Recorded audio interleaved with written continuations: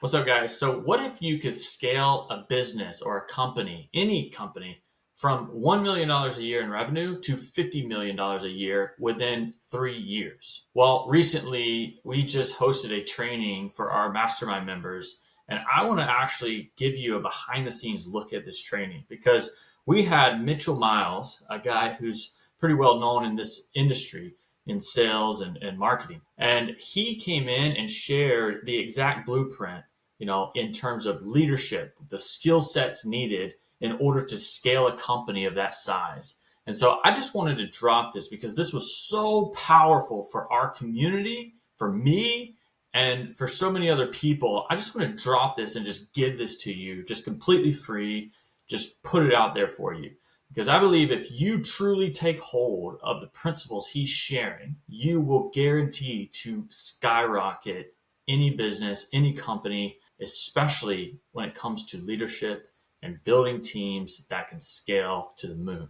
So, Mitchell Miles, one of the key people involved in scaling a company from 1 million a year to 50 million a year in less than 3 years. I want to share that with you right now. Let's cut to it.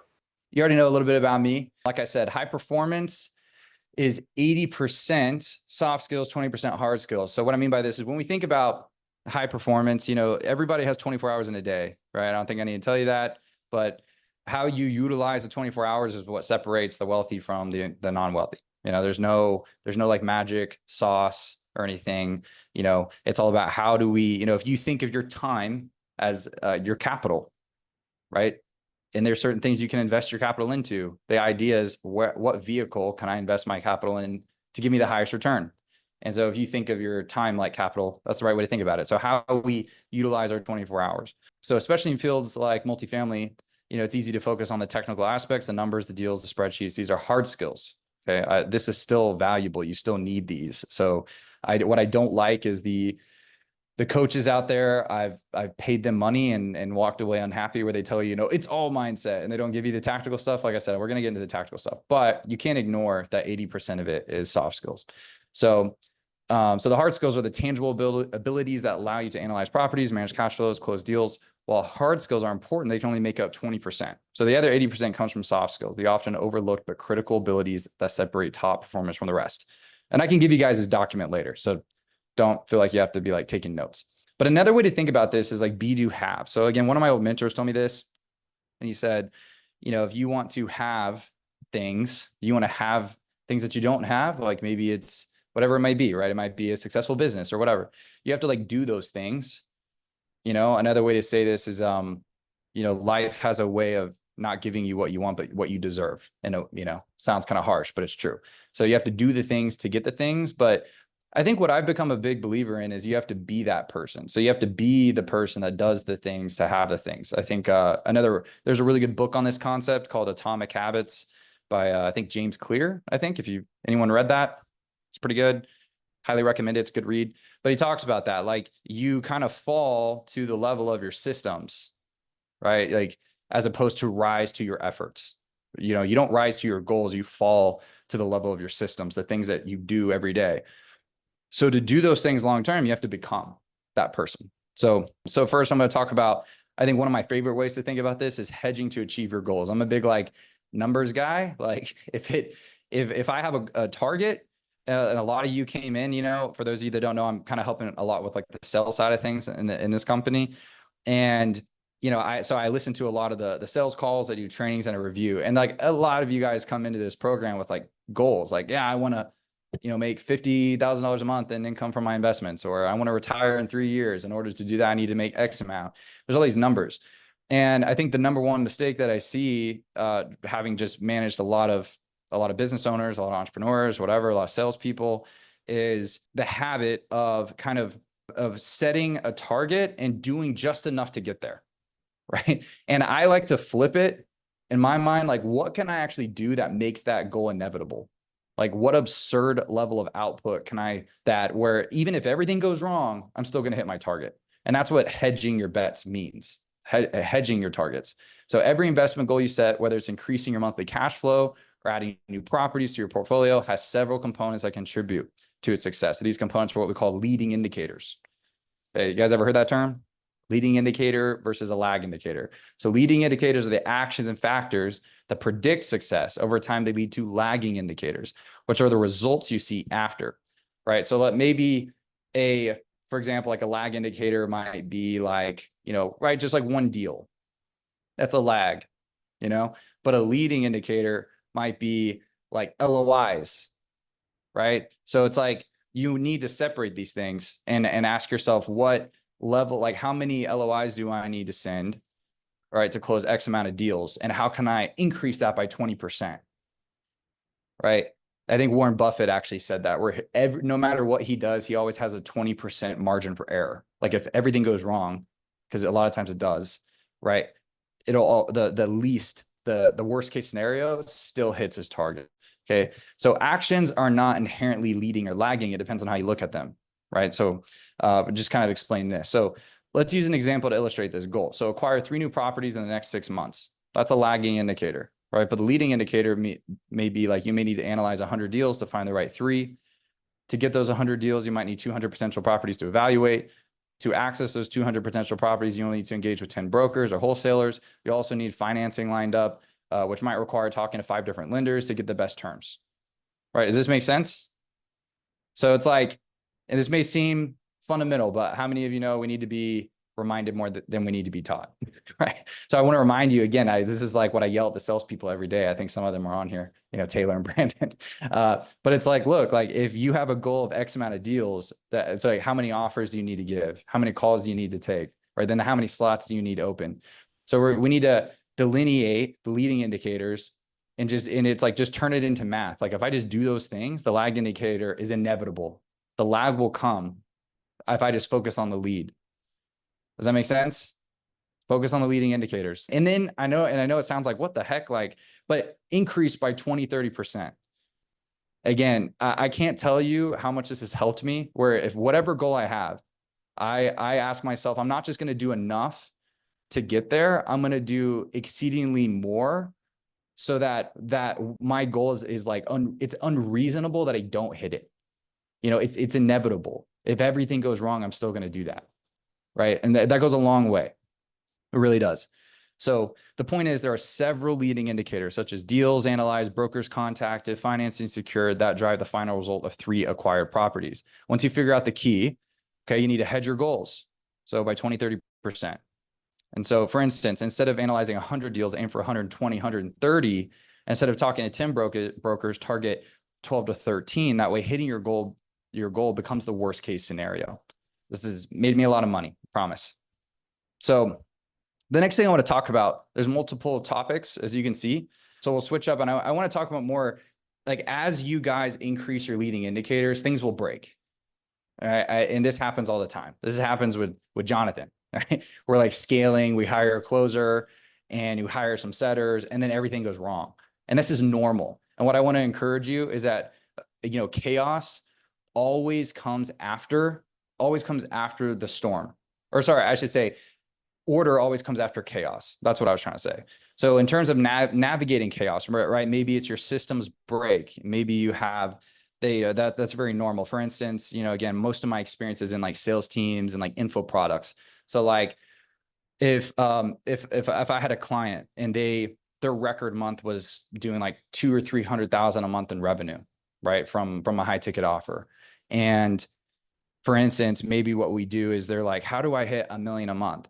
Right. Well, they may think that what got them to 200,000 or 300,000 a month in revenue, they just need to keep increasing that. Right. That's their favorite word. Business owners love scale. Right. How do I scale? How do I scale to $1 million a month? It's like, but the thing is you can easily hire some closers and setters and hire some account managers and then scale. But what you don't understand is how much of your current systems will break along the way. So maybe you hire 2 closers and the next thing you know, your one account manager quits and things like that. That happens. So the key here, I used to have to like encourage my clients all the time, is like embrace chaos, like understand that systems break, everything will break. And that's kind of what you want, because the goal is like, until you reach that peak, until you get to that point where something breaks, you don't really know the solution. But once you're there, it kind of becomes obvious. Okay. So again, embrace chaos as a catalyst for growth and scalability. So scaling in any business comes with it. There's no way around it. The key is to embrace it and use it to your advantage. So think about it this way. Again, in nature, order always comes after the season of chaos, right? So peace comes after war. Summer comes after winter. In business, one of the biggest things that limits growth, and again, I wrote this back in the day with for some clients, whether it was our clients, and I see this in here at REI, the tendency is to create a bunch of systems before receiving the input needed to know how to build the systems accurately. Okay, so in other words, in order to know what system to build, you have to break your current system first. So this doesn't mean you can't proactively plan to take your best guesses, but you should never let this become procrastination that inhibits growth. Does that make sense? Yeah. So again, embrace it. Let it break. Like that's like, it's like there's so many instances where I was like coaching a client and and I was telling them to do something like, we'll increase your leading indicator, like I just told you. And there's apprehension because they're like, well, if I do that, X will happen. And they're like, and then they don't do it.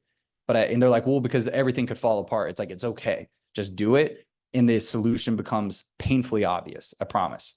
So, and this also leads to this lesson because have you guys ever heard of the term like flow state? I feel like it's kind of become trendy in the last couple of years. Yeah. So like the goal is everybody's like interested in flow.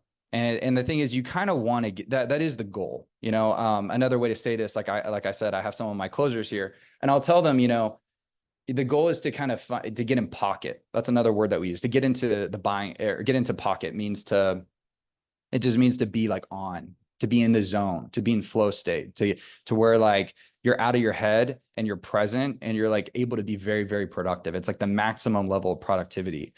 And that's what everybody wants. But what nobody wants is the challenge. And so I kind of made this graph so that you could see. So if you could see it, over here is challenge, over here is skill. Okay, so low challenge, low skills means apathy, right? Maybe high challenge, low skills, anxiety. Okay, so but what you want is you kind of want to max out both in that perfect balance. So it's so that you can always keep the skill level in direct proportion to the challenge. And this is kind of where you find flow. You know what I mean? So what you don't want to do is one or the other. Like what a lot of people do is they'll kind of be like, they learn enough skill, but they never really increase their challenge. So they stay in this boredom kind of zone. And I've like talked to people on coaching calls and they're like, well, I don't know, I'm feeling burnt out. When really they're just bored because they need to increase their challenge. Does that make sense?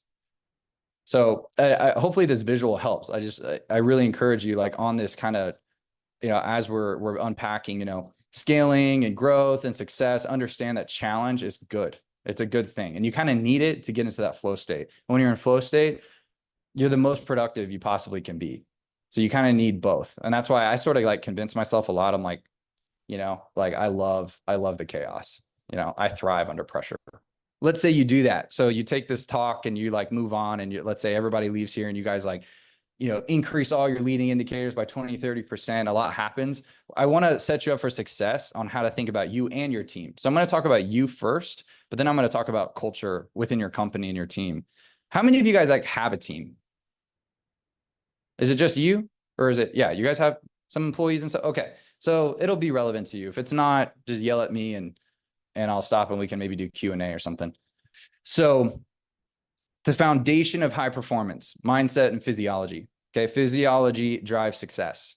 Okay. So I'm going to start with this simple point is, one of my old mentors used to say something along the lines of like, if mindset in biology he said biology, the correct term is physiology, but if mindset and physiology gets into a fight, physiology would win every time. So unless you're like David Goggins, any of you read that book, it's like, he's like kind of an anomaly. It's like a unicorn situation where he would mind over matter and he was able to overcome physiological limitations by just like his mindset. But I think for the general population, for most people, like physiology is unmistakably important. In fact, it's kind of the epitome of thinking smarter, not harder. So hopefully this is going to make sense. But again, like we can think at a like, let's say your mindset's like 10 out of 10. Like you're hungry, you're clear. We're going to talk about that in a second, how to get clear. Let's say it's like 10 out of 10. but your physiological habits is like a 2 out of 10. Like, I don't know about you, but when like I get like an hour of sleep one night, I feel like I have the IQ of like a squirrel the next day, and I just like suck at work. Okay. Like, and again, like just prioritizing your basic fundamental needs physiologically is like throwing gasoline on the fire, and you are 10 times more productive. Okay. So I want to talk about how to get there here in a second. So physiological success, right? Then we pair that with clarity and vision. Okay. Which is another word for this is like mindset.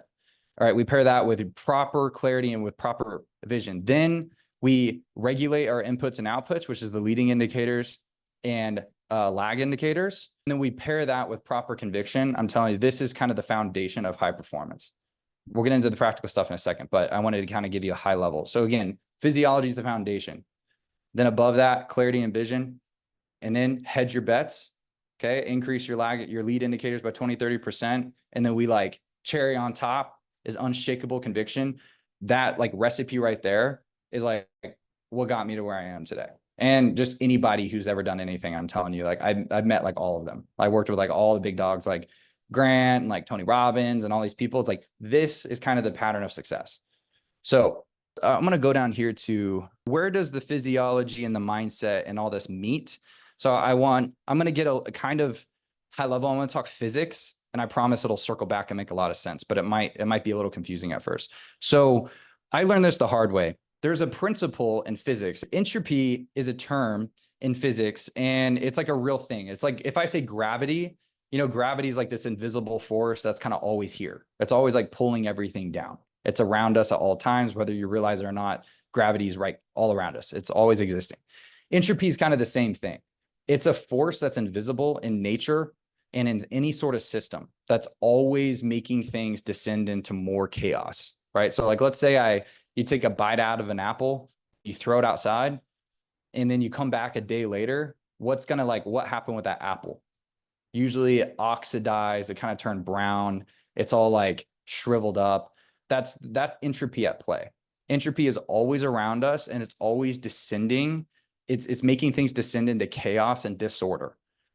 Okay. And now this is in nature, but I promise you it's in business too. And when you realize this principle, you realize that entropy is the enemy. And when you know who the enemy is, you know how to fight the enemy.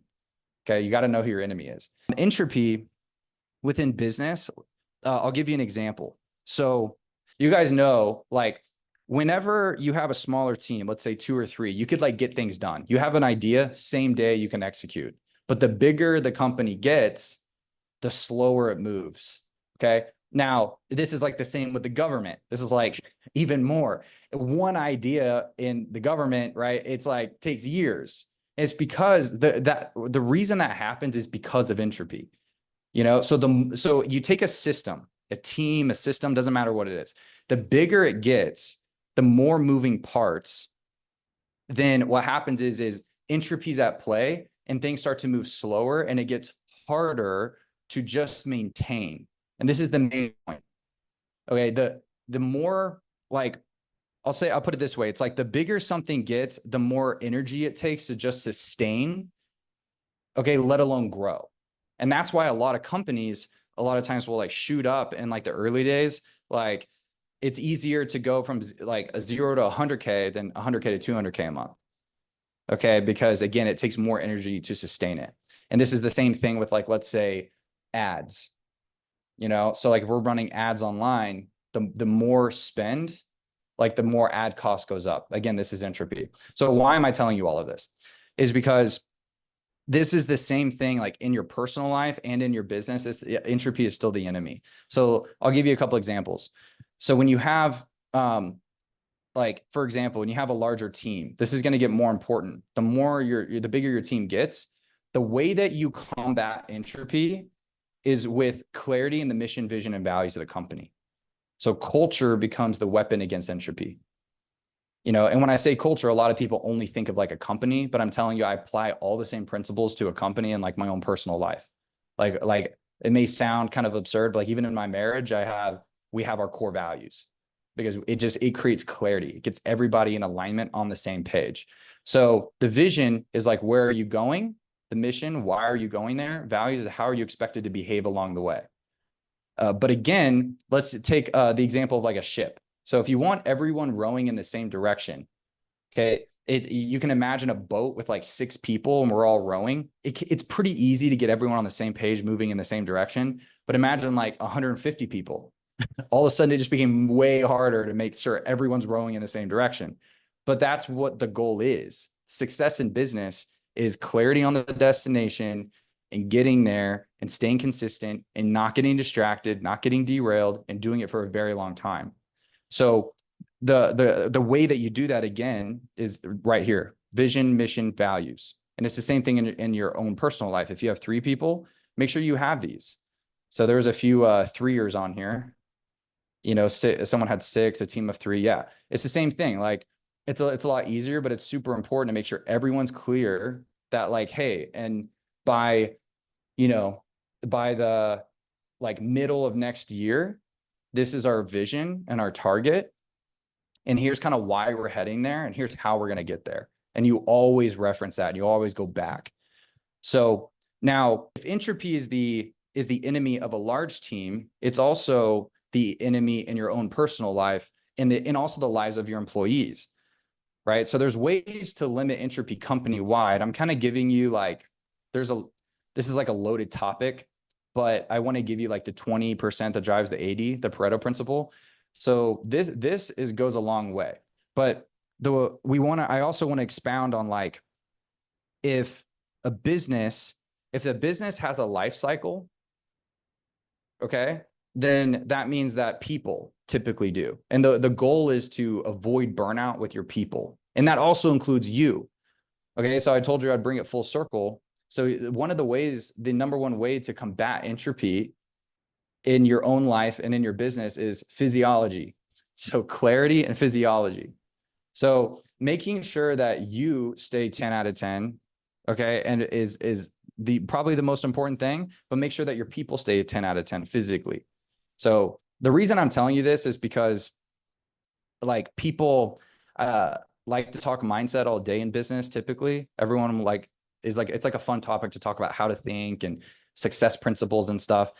And the problem that I notice like quite often really is that the entrepreneurs talk about mindset and all this stuff, but they don't extend it to their team. Right. And so if there's anything I want you to take from today is like, if this is valuable for you, it's also valuable for the people around you, the people you hire, the people you've hired now. Make sure everyone's clear. You need to get clear. And if you're not clear, I bet you your team's not clear. And if you're not taking care of your physiology, I bet you your team is not taking care of their physiology. The idea is to create a culture in your own personal life that extends into your business. This is what the principles I want you to live by: to fight entropy, to fight disorder, to combat chaos. Is these, there's actually a 4th principle I'll give you too, but these 3 things plus a bonus one. So number 1 is if Taylor's here, this is his favorite topic. Okay. That's kind of an inside joke, but identity. So you need to make sure, or if you remember at the very beginning, I talked about be, do, have. Who do you need to be, right, to do the things, to have the things that you want, to hit your targets, to hit your goals, to complete your mission, to fulfill your purpose, those things. Who do you need to be? And so you have to be clear on who that is, and you have to help your teams get clear on who that is. Because I think the big fallacy, the big fallacy is that what we do determines who we are. When you were a kid and you would like meet an adult and you start having a conversation, maybe it's your teacher or maybe whatever, it's a family friend, what's like their favorite question to ask you? It's like the go-to question that people ask a kid. They say, what do you want to be when you grow up? Right? What do you want to be? As if like, isn't it strange that we don't ask, who do you want to be when you grow up? Right? It's like, what do you want to be? It's like we as like in this culture have like a habit of like deciding that what we do determines who we are as a person. And then what this does is it flips it backwards. It's like what I've done in my life determines who I am. But this is proven in psychology and business and psychiatry and everything, that actually who you believe you are determines your behavior. Right? And this is the same thing in sales. So I have a couple of closers on here. They can attest. I teach this stuff all the time, that if I can uncover someone's desire, like what do they want? I can influence them a little bit on a sales call, right? But if I can uncover what someone's purpose is, what they believe their purpose is, like why they're alive, I can influence them even more. Okay, there's levels of influence, and the highest form of influence, if I can uncover who someone wants to be, right, or who they believe they are on a sales call, I can influence them way, way more. Okay. And it's the same thing on your team. And it's this, and what if it's true on your team, and if it's true in a sales conversation, how much more is it true for you in your personal life?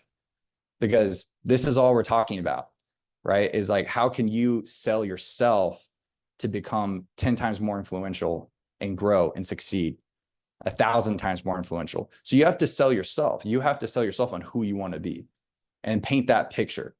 Okay. Normally I would go through like a full-on exercise to everybody would write this out with me, but after this talk and everything, get clear. Like I have a whole Google Doc of like the Mitchell Miles identity, like who I am, what I'm going to accomplish in my life. I got really clear on that. So this is important. This is important for clarity. The next one is necessity. Again, all of these principles are true in a sales conversation, which I love. So necessity is like on a sales conversation, if I can uncover who someone wants to be, but even more importantly, I uncover the cost if they don't do the thing. So I say, okay, so you want to be an investor that makes 100K a month from your investments. They're like, yeah. I'm like, okay, but like, why is that important to you? Right? Because if you're not clear on why you need to do it, then if necessity is low, then you don't have to show up. But when necessity is high, there's a sense of urgency. Like I have to show up 10 out of 10 every single day. Okay. Then the third one is physiology. This is again clarity on who you are, who you want to be, why you need to accomplish that. And again, do this with your team. Like have a one-on-one with them and just ask, like, what do you want? Like, what's your ultimate goal for you personally? And then just dig and dig and dig. Why is that important to you? Get really clear on why, like they need to show up 10 out of 10. And like when that happens, when they can actually start to measure how working for you gets them closer to who they want to be, okay, then that's how you retain top talent. The number one reason for churn is because of a term called immeasurement. It's when like someone doesn't sense that the job that they're at is like helping them to move closer to their personal goals.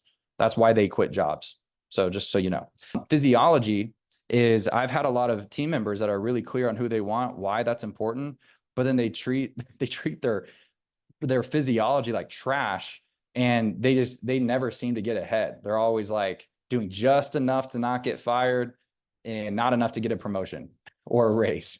It's like kind of there's those middle players. It usually comes down to this physiology. So very important steps to taking care of yourself physically. I could talk like about so much here, but I'm going to, again, the 20% guys is sleep.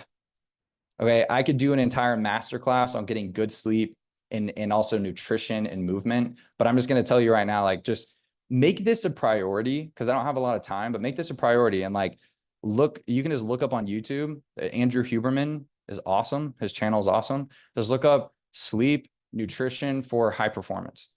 Cause I like quite literally, I was making like, as a sales rep, this is way back in the day before I moved up into an executive role.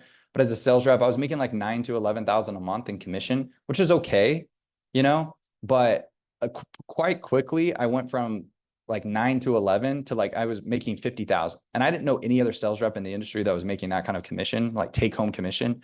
And the only thing I changed was like my physical habits. Like I created a bedtime for myself, a wake up time. I stuck to a diet. And also the last one was an information diet. So I was always reading a book, always learning. That may sound so elementary, but the things that are easy to do are also easy not to do. And those are the things that give you the slight edge advantage. So when I implemented those things, my commission went up, and you show up way better for your team, and then encourage them to do the same. Like give them resources. So I don't have enough time to go into everything to do, but like sleep, diet, movement, information diet, those 4 things, super, super important. But again, the core principles is that So when it comes to high performance sales, whether it's just increasing your focus, increasing flow state, hiring top 1% talent, keeping partnerships, whatever it may be, like it's 20% hard skills, 80% soft skills. And the soft skills is everything from, like I said, getting clear, getting also like transferring that to your team and creating a culture. I think Jeff Bezos talked about how the culture inside of Amazon, like his goal was to make the competition, the camaraderie, and the culture like stronger inside the company than outside the company, right? Meaning like executives and salespeople were actually more competitive against each other than even the competition outside with like a competitor organization. And what that does is it creates like a freaking container for just growth. And then when that happens is the better people want to work for you, So, and then they don't want to leave. And so hopefully that makes sense. Hopefully this was helpful. I hope that was extremely helpful for you guys. If you would like to learn more about being a part of a mastermind, we bring people like this together every single month, multiple times. We have several calls every single week where we're talking about things like this and sharing presentations on this. If you want to be a part of a mastermind in terms of real estate investing, growing business, scaling, check out the link below, check out our free training, and we'd love to connect with you and jump on a call and see if it'd be the right fit for you. So, all right, God bless. Have a great day.